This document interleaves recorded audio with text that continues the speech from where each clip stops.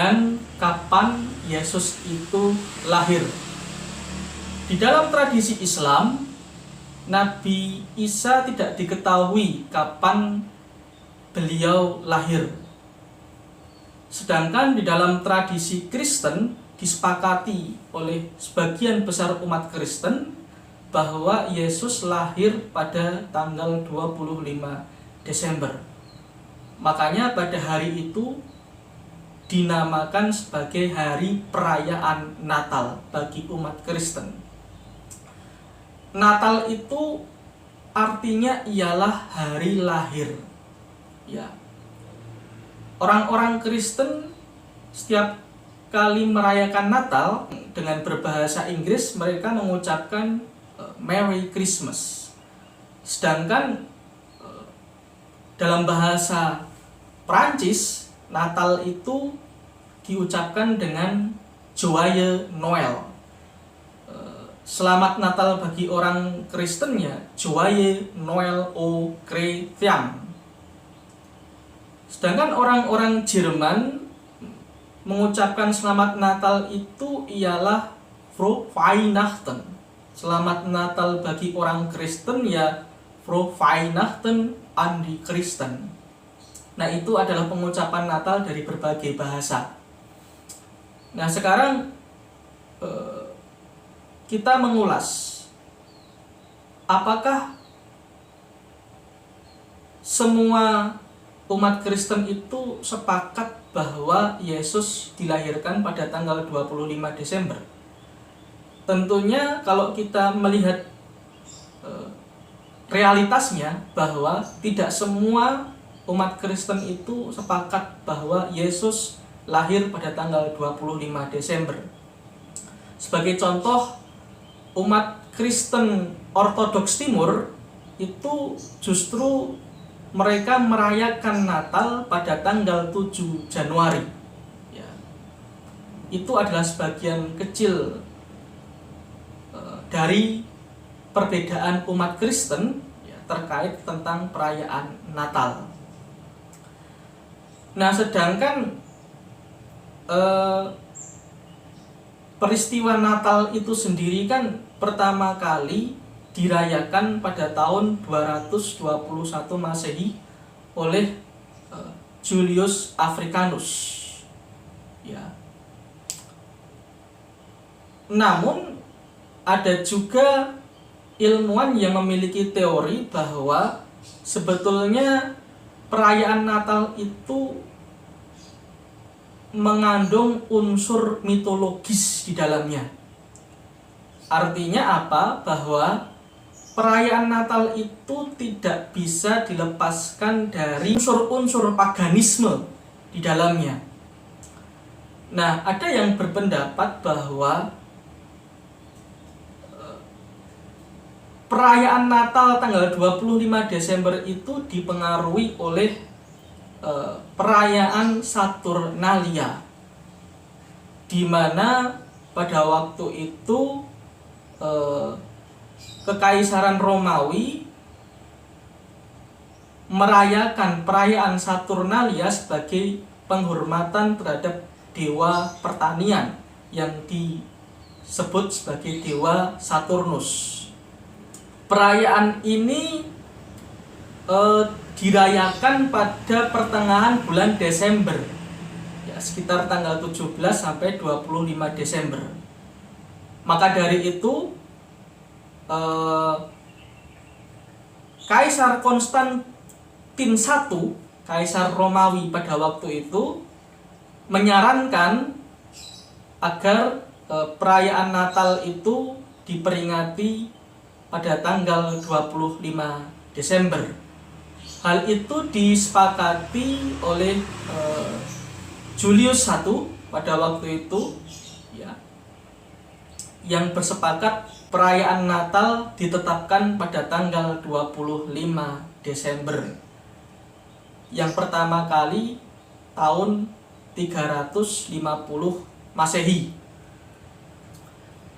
Ada juga teori lain yang berpendapat bahwa perayaan Natal itu juga dipengaruhi oleh Cultus Natalis Sol Invictus.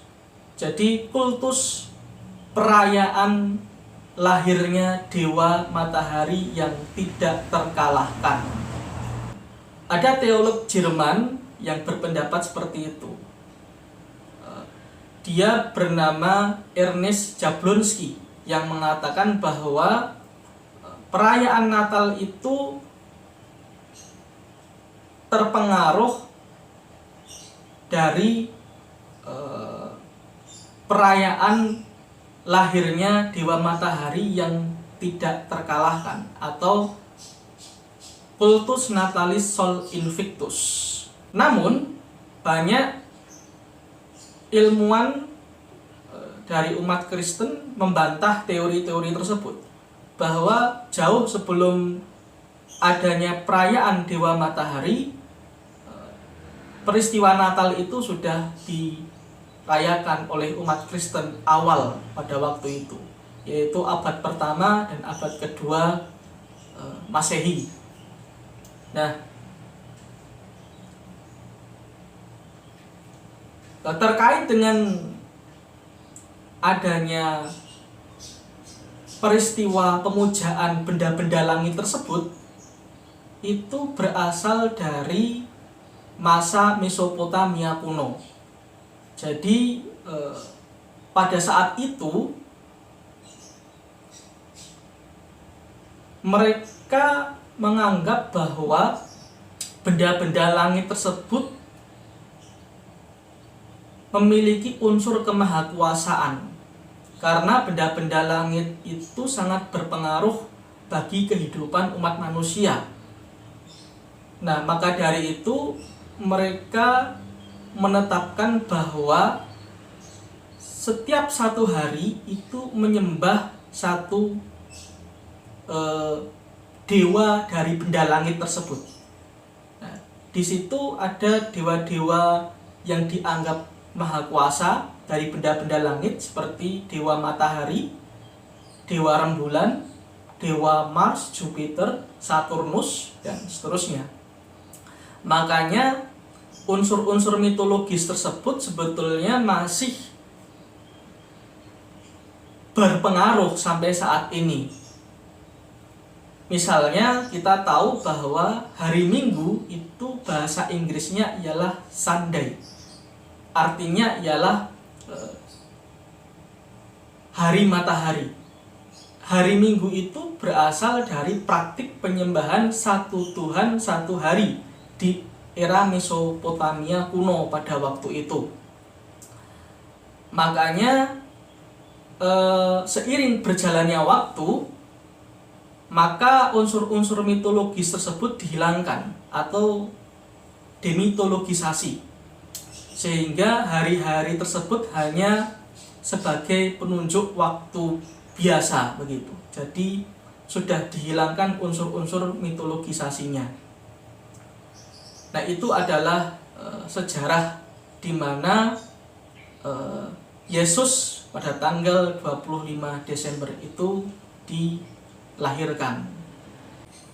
Nah, unsur-unsur mitologis itu sebetulnya dalam Islam sudah dihilangkan sepenuhnya, yang dengan menetapkan bahwa hari Jumat itu sebagai hari berkumpul.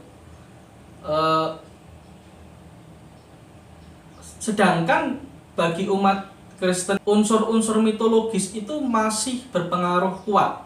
Hal ini dibuktikan dengan umat Kristen misalnya masih menetapkan bahwa hari Minggu itu ialah hari suci. Ya.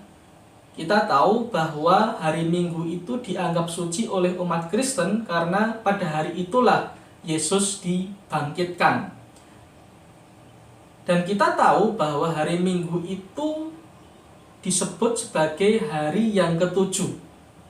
Konsep hari yang ketujuh itu masih berkaitan erat dengan praktik paganisme yang menyembah satu dewa satu hari pada era Mesopotamia kuno. Namun dalam tradisi Abrahamik, ya, hari Minggu itu ialah hari yang pertama. Makanya hari Minggu itu dikenal dengan hari Ahad. Begitu. Hari yang pertama. Nah, bagi umat Yahudi,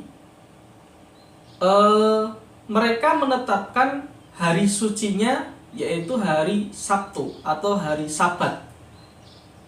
Apabila kita hitung, hari Sabat itu masuk hari yang ketujuh bila kita mulai hari yang pertama itu ialah hari Ahad, begitu. Nah, hari Sabat bagi keyakinan umat Yahudi itu hari di mana mereka betul-betul menghentikan segala aktivitas hanya untuk beribadah saja. Bagi keyakinan umat Yahudi, hari Sabat itu ialah hari di mana Tuhan berhenti menciptakan alam, yaitu pada hari yang ketujuh.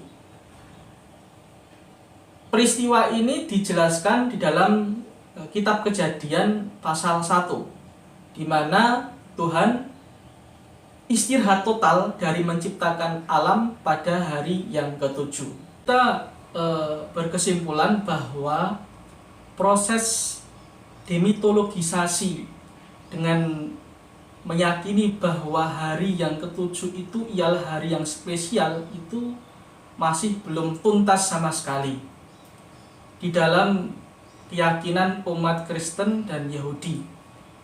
Karena itu tadi, mereka masih menganggap bahwa hari yang ketujuh, yaitu bagi umat Kristen hari Minggu, sedangkan bagi umat Yahudi itu ialah hari Sabtu.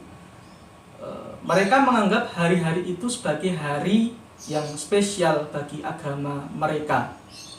Begitu.